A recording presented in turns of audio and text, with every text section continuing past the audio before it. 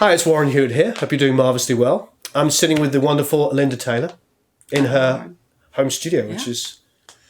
This is the first time I've seen it. This studio is pretty awesome. It's like completely attached on the back, come in your own entrance. There's guitars everywhere, which we'll look at. There's lots of lovely gear. So I see you have the Apollo. Yes. Ta-da! The Apollo. The Apollo, yay. And so it was a try to get mobile very quickly solution. It's not my main interface. Right. When I do the overhaul with the desktop, I'll probably do like an Apogee or something like that. Spend a little more time looking at converters. But for portable, this is wonderful. Amazing. I'm keeping everything sort of, this is for my OCD, very unacceptable, but I really need right now the ability to just unplug and move to another room. With the D-Box here, I still have 8 channels of summing. Right. I'm a big exterior sum person. So this is off my desktop, and I'm sorry for the mess. Again, it's just sort of designed so I can yank everything. You do understand out. your studio is about 10,000 times cleaner than mine. Okay, good. So I'll start your idea of mess is my idea of, wow, it's so neatly organized. So, big fan. This is one of the first pieces I bought for my studio when I sort of left the, VS880 realm and went to Pro Tools and tried to be a grown-up. So, all the scuttlebutt online was about analog summing. Sure. And it was one of those things. I had an old Mackie mixer. It was easy to try. Right. Just ran a few stems out to a Mackie mixer, pulled it back in, compared it to Pro Tools. It wasn't subtle. It was huge to me. Oh, wow. So from a Mackie. I know. That's cool. It sounded great. Yeah. So that was one of my first pieces. I'm a big believer in that. And then for the portable rig, having 8 channels of it, it's, it's half, but it does have 8 channels of summing. That's crazy. Yeah. How much do these things go for? I think around 12, 13. Is that all? Yeah, it's not crazy. And it is wonderful for headphones. So this is controlling all my headphones right now. And here, there's no, it's the speaker driver. Talkback, you can control extra speakers from it. The Apollo is run directly to it. It's a wonderful unit. And you just take this with a laptop? Yeah. This is the production part of the studio, because that's the most powerful computer I have right now. So, and as soon as you open up like BFD, forget it. It's all over. Right.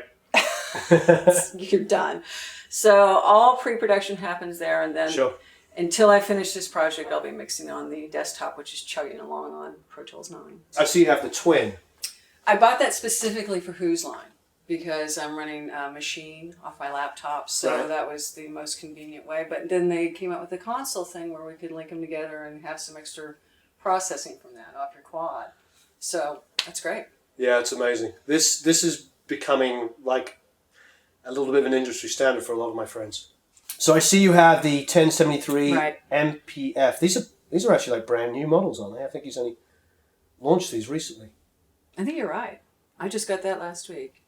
So you haven't quite decided where its permanent home is going to be. I want it to have a little flexibility to be able to take it anywhere. Have you tried messing with the... I haven't, but I've heard good things, especially just...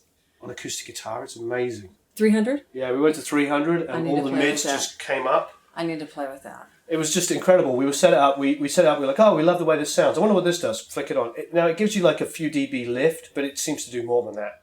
On dynamics or ribbons? I had it on a condenser, and it was an inexpensive condenser. The Lewitt? Yeah, it was a Lewitt, because it's just a mid-range $400 or $500 microphone, and suddenly put it on that, and then all the mids came up. I have to try that. But in a really sweet way. Yeah, it was pretty awesome. I do fight that a little bit, because I'm using like a TLM, so large condenser. Yeah. And then I mix that with my Royer, the 122. Right. And sometimes it gets a little like emptied out in the mids. Right. I get a nice sheen, and there's plenty of lows. You want I actually did a little test the other day, and I put it up to 80. Right. With the filter for acoustics, and that helped. But now I'm going to try that. Yeah, it's pretty amazing. Normally those things are very subtle. And on the vocal, it was like, oh, it's different, but I kept it here. But on the acoustic, it was a massive improvement. Wow. And I think, I remember for years, for me, the two biggest, and still struggle with even to this day, the two biggest problems I found were getting amazing acoustic guitar sounds and bass sounds. Mm. Bass sounds can be a problem, because when you get the warmth that you like soloed, you put it into mix and it just kills everything. Right. So it's always trying to get that balance, because you want a big, low, you know, bottom end, but then you don't want to kill your kick. You don't want your guitars to just get messy and disappear. It's always a bit of a problem. Excuse me. And then if you start carving it up too much, you lose it. Yeah, it just ends up sounding crap. So, which is, I think, a lot of the time. I remember talking to Shelley Yakus, and he told me even when he was mixing on an SSL, he would take like a 312 and insert that in the bass channel. Okay. Because there's, you know, the way they've got that hardness. They have that kind of like toughness. And I remember on Tom Hamilton's bass sound, I used 312s inserted on the mix because it just, it shouldn't do anything, but it does. Wow. You know what I mean? It's just, there's something, what is it, the 2520s in there? Making notes. Those, you know, those little op amps, those 2520 things, I think that's what they're called. They just seem to soak up the transients and without distorting, so you can hit it just a little bit harder.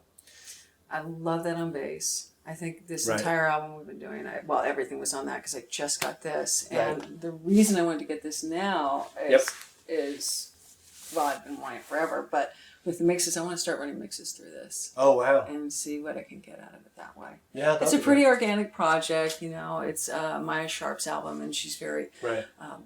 it's very singer-songwriter, it's very 70s sounding. So it's all about, you know, analog summing and keeping things as close to tape as possible. Right. So I'm going to try that. I want to see. Yeah, that's fantastic. You probably don't need to with your console. Yeah, I've got the console, and I also have the Pultex on. I feel like the Pultex on the master bus give me a little bit of what I want. I have done this on final mixes, though. Okay. So just, you know, when I did a song with Joe Perry for, what's it called? Amnesty International. Yeah. And we mixed it actually on their console in Boston, which is kind of a hodgepodge of Neve and API bits put together. Oh, and also Focusrite channels. It's this Frankenstein console. Right. And it sounded great. It sounded really fat and warm, and everybody loved it. But they also felt like it was too clean and too perfect. So I ended up putting a pair of channels on the final mix and just clicking it. Oh, it's distorting. And then click it back one. Right. So it is driving it a little too hard, but it's not audible, you know, to most people. And comparing the mixes, it just sounded better. It just sounded a little wronger, but in a good way. It's Joe Perry. He's allowed to be a little wrong. It doesn't have to be all perfect and pristine. And they much preferred it. So, I think it's a good idea. Yeah, good. We'll definitely glue things together. So tell me about these. Okay, so I know nothing of them. This was my first experience with them. These other are powered in an effort to get mobile. Obviously, I needed powered speakers. So I did my research and I started looking like at Atoms and stuff like that. Sure. And then I called my friend Larry Getz, who runs the Lair Recording. Right. Beautiful facility over in West LA. And he's like, you got to check out the Focals. Right. And we've known each other for years, and he, like you, is an engineer who, not this kind of engineer, this kind of... But he's also a songwriter, and he's a producer, and he's a session player. And so because it's a commercial facility like you, he's got all the kids coming in with the hippest whatever every day, but also he's steeped in tradition. Right. So he's my absolute mentor. And I just, I will bring him, okay, this is what I'm looking at. He said, check these out. And he sort of described them as NS10s that you don't mind listening to all day long. Well, I like that. Accurate, tighter in the low end because the NS10s don't have it. Yeah. And I have to say he was right. The first mix I did on him, and maybe they were just being nice to me, but I only had one recall, and that was for vocal up. It was just because I could hear it. That's fantastic. That's pretty good right there. What do they go for? Oh, I think maybe $1,200 for the pair. I'll have to check. Really? For powered? Yeah. That's pretty insanely Don't hold me good. To it. Check it out. We can look it up. Now, they also had the Focal Twin, which you'll see in a lot of commercial facilities, and they're about $1,500 each. Still, that's not bad at all. I mean, I used Genel X because when I first moved here, every studio I went into had a pair of NS10s and a pair of Genel X, and I actually really like them. I have 1031s and 32s, which are like this size and the bigger ones. But they're a lot more expensive. Yeah. So it's very difficult for some of the younger kids when I recommend those. They're like spending $2,000 to $3,000 for a pair of powered speakers when your whole equipment might be $2,000 to $3,000. It's a little crazy, and of course now these are, as my dad would say, as rare as rocking horse shit. You want to bleep that bit? No, I don't bleep. And so obviously they haven't made these in a long time, and I mean, they were never very good speakers. No, but they're accurate. But they're what we were used to. They're great for guitars, for mixing guitars. Because once guitars sound mean and offensive, they're good. It's not like I'm designed I didn't treat the room, and I'm not going to because it has to do everything for me. I'm not just mixing. There's no such thing, though. It's what's so good. I mean, I talking to half the records that we loved and or still love and still consider to be the greatest records ever made were made in houses, sometimes mansions, sometimes, half outside. Yeah. After Gold Rush was kind of made at Sunset Sound and kind of made in Woodstock in a barn. And Toys was made in a house. Obviously, the most famous drum sound ever was in a stairwell. I mean, it's all... And I mean, most of Exile on Main Street was done in a house in France because they were trying to avoid paying taxes. Right. None of these records were made in studios. It was only the 80s, I think, and the late 70s that we started. The budgets went there, and so now people are writing in studios. Yeah, and we had all these big... You still see them, all these big pine rooms, and everything looks like IKEA. You know what I mean? You go into those studios from like 1984, and it literally looks like you're in some kind of IKEA catalogue. Yeah. And it's all sterile and perfect sounding, but we all love the grit and the grind. And no, so I wouldn't... I mean, your studio is as treated as it needs to be as far as I'm concerned. And you're spending your life sitting here. You're not at the back of the room, it's a little bassy at the back here. Like, yeah, but I can't reach my controls from the back, so it's probably not going to bother me that it doesn't sound perfect back there. Yeah, and also learn to listen on the speakers you have, right? So if I know how the vocals translate, then it really doesn't matter if I can see out my windows or not. Yeah, exactly. Yeah, and if you want to make a track that sounds like Led Zepp 4 or something like that, listen to Led Zepp 4 on those speakers and then mix. It's like it's logic. Yeah. And the biggest thing for me for years was just doing those car tests and Now I don't do that as much because I'm so used to my environment and I've been there for so many years. But even then, if I'm not quite sure about the bass, which is always a one with the stuff, I'll just disappear and go into the car. The iPhone test, the iPad test. Oh yes. You can always develop. You can tell if your kick's right. Vocals on the laptop. Vocals. The bass always disappears for me on iPads. And iPhones, but you can tell if the kick's there. Yeah, exactly. Yeah, so you got a great deluxe reverb there. That's Vivian. Her name is Vivian Vibrato. Nice. She's a 72. I have a Weber speaker in her, and absolutely the go-to recording amp right now. I'm kind of a Fender slut. Yeah. And with pedals now being what they are, I can do just pretty much anything I need. Yeah. The only thing where I have to leave her is on a humbucker guitar like this. Much over that volume, it won't stay clean. The humbucker will overdrive her. But yeah, she's... So what's your pedal chain here? Okay, so guitar into the steel guitar black box. That is I don't know that one. A tube buffer, also for bass. Right. Run into that first and nice. direct, and it's amazing. It has variable impedance. Impudent. It's very impudent.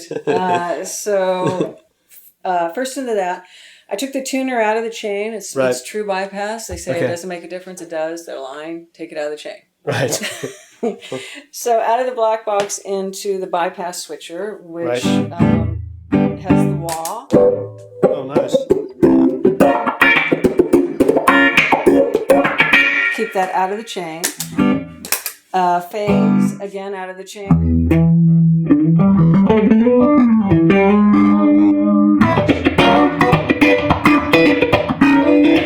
then I always keep myself a little spare sort of channel. Right. If somebody calls me for basics, this board would be very nice for basics. You've got grind options, you've got some modulation options. But then I always would carry a few extra pedals for the high gains. Right. And if I leave myself a little, auxiliary run here, then I'm not doing something in haste at a session, like putting a distortion after a delay or something like that. Right. What is that? That is Barber. I would say that's a medium to high gain.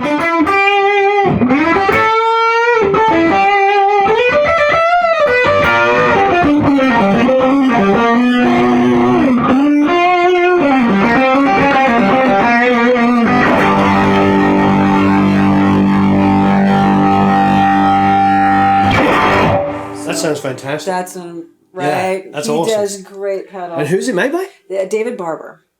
I'm learning new things all the time. It's fantastic. And that has two channels on it, so that's just really nice to have. Let's see. This is a new guy that I just learned of. The Sick As.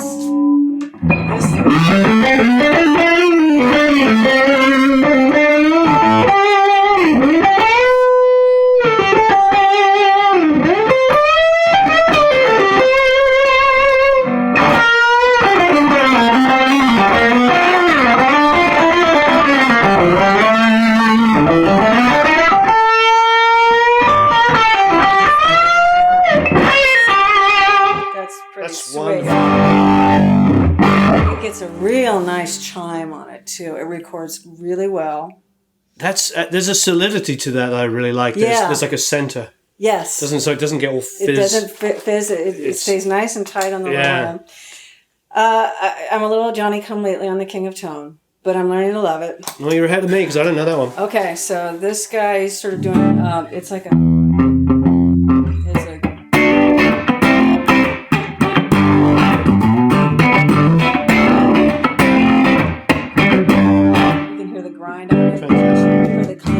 From clean to that. It does. You can get a high gain option on the right side.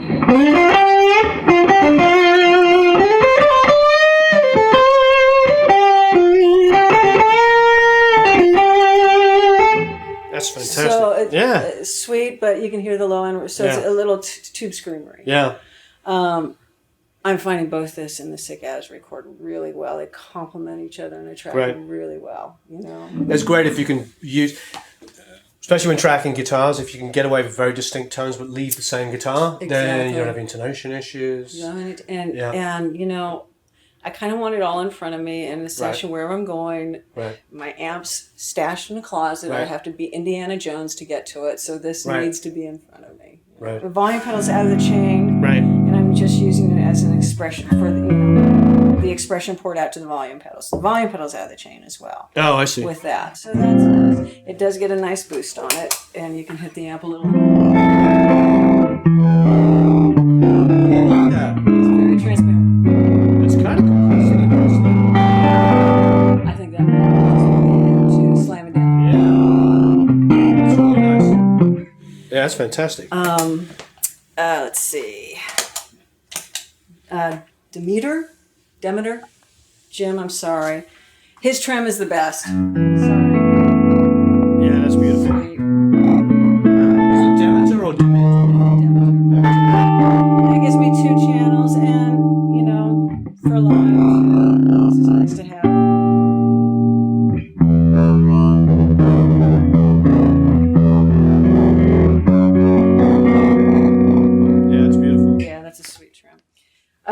You've got great clean signal in here. There's no buzzes or anything. Thank you. I'm trying to. I keep everything out of the chain that doesn't need to be. Your power must be really good. Great and clean. More power. And what's the Strymon? Yeah, that's just, it's supposed to be a tape delay. It is a tape delay, in a box. Right.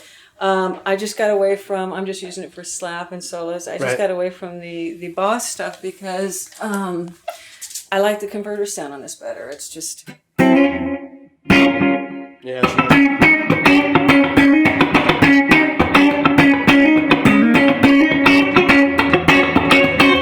So very meters.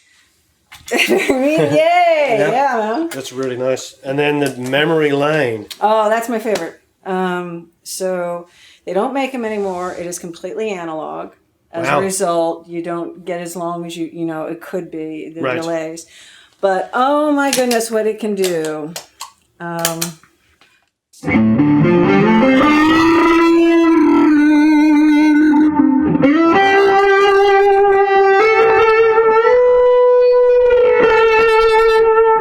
That's beautiful. It has. I've never heard of that. Yeah.